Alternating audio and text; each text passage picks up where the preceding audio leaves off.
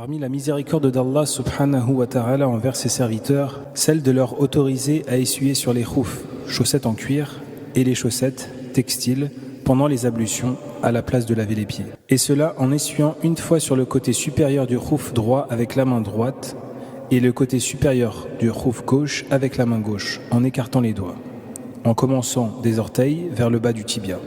On peut essuyer les deux khoufs en même temps ou bien commencer par le khouf droit puis celui de gauche. Le choix concernant cela est large, à condition que les khoufs soient propres de toute impureté et qu'ils couvrent les pieds jusqu'aux chevilles incluses et qu'ils aient été portés après une ablution complète. La durée de l'essuyage.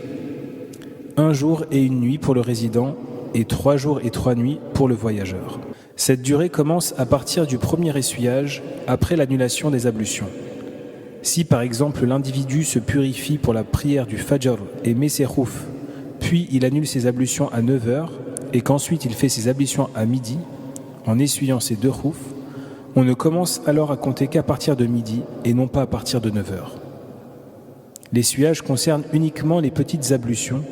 Par contre, concernant les grandes ablutions, il est obligatoire pour lui de se laver entièrement. Pour celui qui enlève ses khoufs ou bien lorsque la période légiférée arrive à son terme, ses ablutions sont toujours valides tant qu'il n'y a pas eu un autre annulatif. Et s'il veut réessuyer une autre fois, il lui est obligatoire de refaire ses ablutions entièrement en se lavant les pieds, puis il peut remettre ses khoufs en respectant les conditions citées auparavant.